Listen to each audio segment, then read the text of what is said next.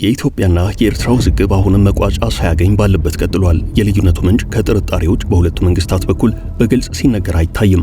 ቀይ ባህርና ጣልቃ ገብነት የልዩነታቸው ምንጭ ነው ተብሎ ይታመናል። ከቅርብ ጊዜያት ወዲህ በሁለቱም ሀገራት በኩል የተለያዩ ክስተቶች ላይ መወቃቀስ ይታያል። ኤርትራ በቅርብ ሀገር የሆነችበትን ዕለት ታከብራለች። በኤርትራ ውስጥ በመንግስት ደረጃ ከሚከበሩት በዓላት ይህ ዋነኛው ነው። የነጻነት በዓል ተብሎ የሚከበረው ይህ በዓል ከወር በፊት ጀምሮ ዝግጅት እየተደረገበት ነው።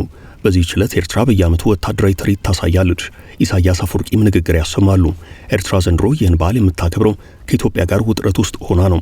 ይህም ከወዲሁ ጉዳዩን እንዲጠብቅ አድርጎታል። ኤርትራ ይህ በዓል ሲቃረብ ሁሌም ግርግር አይጠፋም ትላለች። ዘንድሮ ተጀምሯል ሲሉ ትናንት የኤርትራው የማስታወቂያ ሚኒስትር ጽፈዋል። ስለዚህ በዓል ስለሚጠበቁት ክስተቶችና ተከፍቷል ስለተባለው ዘመቻ እንዲሁም በየዓመቱ በዓሉ የሚከበርበት ሳዋ ወታደራዊ ማሰልጠኛን እንዳስሳለን። አብራችሁን ቆዩ።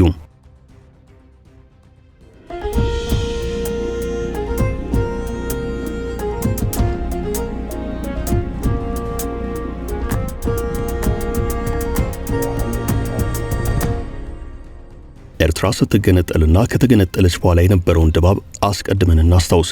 በ1941 ከጣሊያን የቅኝ አገዛዝ ነጻ የወጣችው ኤርትራ ከ50 ዓመታት በኋላ በግንቦት 1991 ከኢትዮጵያ ተለይታ ራሷን የቻለች ሀገር ሆነች። የኤርትራ ሕዝብ ነጻ አውጪ ግንባር ተዋጊዎች አስመራን ሲቆጣጠሩ የነበረው ደስታ ለብቻው ነው። ኤርትራ ከኢትዮጵያ የተነጠለችበትን ዕለት 34ኛ ዓመት ለማክበር ከወራት በፊት ጀምሮ ዝግጅት እያደረገች ነው። በዓሉ አስመራ ላይ በየዓመቱ በወታደራዊ ሰልፍ በእልልታ በጭፈራ የሚከበር ነው። በተከበረ ማግስት አውሮፓ ለመግባት የሜዲትራኒያንን ባህር ሲቀስፉ የነበሩ በርካታ ኤርትራውያንና ኢትዮጵያውያን አለቁ የሚል ዜና ይሰማል። በዓሉ ድግሱ፣ እልቂት፣ መከራው ምስራቅ አፍሪካ ላይ አዲስ አይደለም። እዚህ ድግስ ወዲያ መከራ የተለመደ ነው። እንደ ፈረንጆቹ አቆጣጠር በ1941 ሁለተኛው የዓለም ጦርነት በተባባሪዎች ሀገራት አሸናፊነት መደምደሙ እንደማይቀር በየአካባቢው ብዙ ምልክቶች ይታዩ ነበርም። ኤርትራን የሚቆጣጠረው የጣሊያን ቅኝ ገዢ ጦርን ለመደምሰስ የዘመተው የብሪታንያ ጦር በተለይ በየተራሮቹ ከመሸገው የጣሊያን ጦር ጋር የገጠመው ውጊያ መራር ከፍተኛ መስዋዕትነት እየተከፈለበት ነው። ጋዜጠኛና ደራሲ ሚካኤላ ሮንግ እንደጻፈችው በጣሊያን አገዛዝ የተማረሩ ኤርትራውያን በየአካባቢያቸው አደባባይ የወጡ ድል አድራጊውን የብሪታንያ ጦር አበባ ፈንዲሻ እየበተኑ በእልልታ ይቀበሉ ነበርም። በውጊያው የተሰላቸው በርካታ ጓዶቹን ያጣው ከጦርነቱ ጀርባ ያለው ፖለቲካ ሻጥር የገባው አንዱ እንግሊዛዊ ወታደር ግን እልል ባዮቹን ኤርትራውያንን ለናንተ አልተዋጋሁም ሲል እንደተናገራቸው ሮንግ ታስታውሳለች። በ1941 ከጣሊያን የቅኝ አገዛዝ ነጻ የሆነችው ኤርትራ ከ50 ዓመታት ግድም በኋላ በ1991 ከኢትዮጵያ ተነጥላለች። በወቅቱ የነበረው ደስታ ከፍተኛ ነው። የሰላም የእድገት ብልጽግና ተስፋ አስመራን ሞልቶ ነበርም። የኤርትራ ሕዝብ ነጻ አውጪ ግንባር ተዋጊዎች ወይንም ባለስልጣናት ያኔ የነጻነት ድል የሰላም ብልጽግና ተስፋ ያስፈነደቀውን ሕዝብ እንደ ብሪታንያ ወታደር ያደረግነው ለናንተ አይደለም አላሉም። በወቅቱ የነበረው ተስፋ፣ ደስታና እልልታ የተጠበቀውን አድርጓል ወይ ከተባለ ፍርዱን ለኤርትራውያን መተው ይሻላል። አንዳንድ የምዕራቡ ዓለም ብዙሃን መገናኛዎች ኤርትራን ዝግናት ይሏታል። ሌሎች የፖሊስ ወይንም የጨቋይ መንግስት ሀገር ይሏታል። ስደተኛ አምራችም ይሏትም አሉ። በእርግጥ ከሀገሩ መሸሽ የማይፈልግ አፍሪካዊ የለም። የኤርትራው ልዩ የሚያደርገው ብዙ ተቀባይ ያላቸው መሆኑ ነው። ኤርትራን ካለወጣት ማስቀረት የጠላቶቻቸው ሴራ እንደሆነ ያምናሉ። ማለትም የሀገሪቱ ፕሬዝዳንት ኢሳያስ አፈወርቂም። ዎል ስትሪት ጆርናል የተሰኘው የአሜሪካ ተነባቢ ጋዜጣ በአንድ ወቅት በፍጥነት ከሰው በመራቆት ላይ ያለች ሀገር ሲል ጠርቷት ነበርም። የተባበሩት መንግስታት ድርጅት እንደሚለው ባለፉት 10 ዓመታት በየወሩ 5000 ኤርትራውያን ከሀገራቸው ይሰደዳሉ።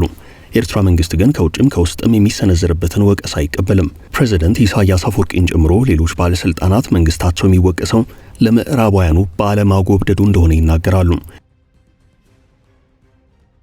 ኤርትራ ከቀናት በኋላ ከሚከበረው የኤርትራ 34ኛ የነጻነት በዓል ጋር በተያያዘ ከወዲሁ ዝግጅቷን እያጧጧፈችው ነው። በዓሉ መቃረቡን ተከትሎ ኤርትራ ሁልጊዜም በየዓመቱ እንደሚደረገው ዘንድሮም ዘመቻ ተከፍቶብኛል ብላለች። የኤርትራው የማስታወቂያ ሚኒስትር በዓሉን አስታከው ጫናና ግርግር ለመፍጠር በተለያዩ ዓለም አቀፍ ብዙሃን መገናኛዎች በኤርትራ መንግስት ላይ ዘመቻ ተከፍቷል ብለዋል። አልጀዚራ ላይ በተከታታይ የኤርትራ መንግስት የሚቃወሙ ጽሑፎች መውጣታቸውን ኤርትራ የዘመቻው አካል አድርጋ ቆጥረዋለች። በአልጀዚራ ላይ የቀይ ባህር አፋር ዴሞክራሲያዊ ድርጅት ሊቀመንበር ኢብራሂም ሃሩን ኢሳያስን የሚያብጠለጥል ጽሑፍ አስነብበዋል። ሃሩን ከ3 አስርት ዓመታት በፊት ኤርትራውያን ነጻነታቸውን እንዳወጁ የነበራቸው ሀገራዊ ተስፋ በምን መልኩ በፕሬዝዳንት ኢሳያስ አፈወርቂ እንደመከነ በዝርዝር አስረድተዋል። በአሁኑ ሰዓት በትራምፕ አስተዳደር ውስጥ በአማካሪነት ተመልሰው የመጡት የቀድሞ የአሜሪካ የውጭ ጉዳይ ሚኒስትር የአፍሪካ ጉዳዮች ረዳት ሚኒስትር ሆነው ሲያገለግሉ የነበሩት አምባሳደር ቲቦር ናጂ ደግሞ ይህንኑ የቀይ ባህር አፋር ዴሞክራሲያዊ ድርጅት ሊቀመንበር ኢብራሂም ሃሩንን ጽሑፍ በኤክስ ገጻቸው ከማጋራታቸውን ባለፈ በእርግጥም ኢሳያስ የቀድሞ ኢትዮጵያ ፕሬዝዳንት ኮሎኔል መንግስቱ ኃይለማርያም አምሳያ ናቸው ብለዋል። እኚህ ፖለቲከኛ ከዚህ ቀደም ኢሳያስ እንደ አሳድ ይሆናሉ ብለው ነበርም። ይህንን ዘመቻ የኤርትራው ማስታወቂያ ሚኒስትር የማነ ገብረ መስቀል በኤክስ ገጻቸው ላይ ባሰፈሩት መልስ የነጻነት በዓሉን ታኮ ሁሌ የሚመጣ ግርግር አለ ብለዋል። በቅርቡ ኤርትራ 34ኛ የነጻነት በዓል እናከብራለን ያሉት አቶ የማነ በዓል በቀረበ ቁጥር እንደዚህ አይነት ኤርትራን የሚያጣጥሉ የፕሮፓጋንዳ ዘመቻዎች የሚጠበቁ ናቸው፣ ተጨማሪም ሊኖሩ ይችላሉ። በቅርቡ መሰል ጸረ ኤርትራ የሆኑ ፕሮፓጋንዳዎችን ጠብቁ ብለዋል። የኤርትራ 34ኛ የነጻነት ቀን የሚከበረው በመጪው ግንቦት 16 ቀን 2017 ዓ.ም ቢሆንም ከወዲሁ ዝግጅቱ ተጀምሯል። በዓሉን በሳዋ ወታደራዊ ማሰልጠኛም ኤርትራ ከዚህ ቀደም በዓሉን በሳዋ ወታደራዊ ማሰልጠኛ ወታደራዊ ትርኢት በማሳየት ታከብረዋለች። ዘንድሮ ከኢትዮጵያ ጋር ውጥረት ውስጥ የምትገኘው ኤርትራ ተመሳሳዩን ታድርጋለች ተብሎ ይጠበቃል። በእርግጥ ኤርትራ ሀገር ከሆነች ጊዜ አንስቶ ከኢትዮጵያ ጋር ሰላም የሆነችባቸው ዓመታት ቢቆጠሩ ከጣት የሚዘሉ አይደሉም። ስለዚህ ኤርትራ በነጻነት በዓሏ ቀን ለኢትዮጵያ አንዳች መልእክት ሳታስተላልፍ ቋጭታው አታውቅም። እናም የነጻነት በዓሏ ዕለት ሳዋ ኢትዮጵያን በሚመለከት የሚተላለፍ መልእክት ሊኖር ይችላል ተብሏል። ይህ ሳዋ የሚባለው ግዙፍ ኤርትራ ወታደራዊ ማሰልጠኛ በአፍሪካ ውስጥ ካሉ ግዙፍ ወታደራዊ ካምፖች መካከል አንደኛው ነው። ኤርትራ በቅርቡ ጥሪ ያደረገችላቸውን ወጣቶች ወደዚህ ካምፕ አስገብታለች። 34ኛ ዙር ሰልጣኞች በአሁኑ ሰዓት ሳዋ ይገኛሉ። ማንኛውም ኤርትራዊ ወታደራዊ ስልጠና መውሰድ ይገባዋል። በርካታ ሀገራት ውትድርናን ግዳጅ አድርገዋል። እንደ ሰሜን ኮሪያና እስራኤል አይነት ሀገራት ውትድርና ግዳጅ የሆነባቸው ናቸው። ኤርትራ ለዚህ አገልግሎት ብቁ የሆኑ በርካታ ወጣቶችን ትመለምላለች። ይህ እውቅ ወታደራዊ ማሰልጠኛ የሚገኘው ከ6ቱ የኤርትራ ክፍሎች አንዱ በሆነው ጋሽ ባርሃ ነው።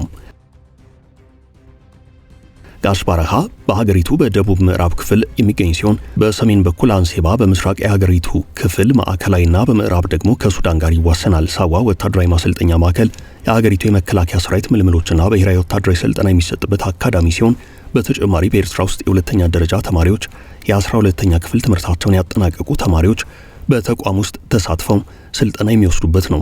ከስልጠናው በኋላ የተወሰኑት በሰራዊት ውስጥ ይቆያሉ። ሌሎች ደግሞ በመምህርነትና በሌሎች ሙያዎች ያገለግላሉ። እነዚህ ሰልጣኞች በየዓመቱ በወታደራዊ ሰልፍ በዓሉን ያከብሩታል። ሁልጊዜም ባይሆን ኢሳያስ በቦታው ተገኝተው ንግግር ያሰማሉ። ዘንድሮ ከተገኙ የቀይ ባህር ጉዳይ ዋናው ይሆናል ተብሎ ይጠበቃል። የኤርትራው የማስታወቂያ ሚኒስትር በቅርቡ ደሴቶችና ውሃ የተሞሉ መሬቶች ሀብታሞች ነን፣ የእኛን አንሰጥም፣ የሌላን አንነካም፣ አንፈልግም ማለታቸው ይታወሳል። የሆነ ሆኖ ኤርትራውያን በአንድ ነገር ይታወቃሉ። ጠንካራ የሀገራዊ ብሔርተኝነት ስሜት አላቸው። ሀገራቸው ባትመቻቸው እንኳን ለሀገራቸውና ለመንግስታቸው ይሟገታሉ።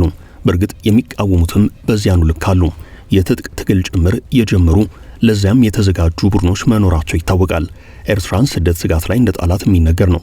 ኤርትራ ከፍተኛ የሆነ ስደተኛ የሚወጣባት ሀገር በመሆኗ ወደፊት ባዶ ልትሆን ትችላለች በሚል በተባበሩት መንግስታት ድርጅት የስደተኞቹ ከፍተኛ ኮሚሽን የመረጃ ቋት ላይ ስሟ በአሉታ ሰፍሯል።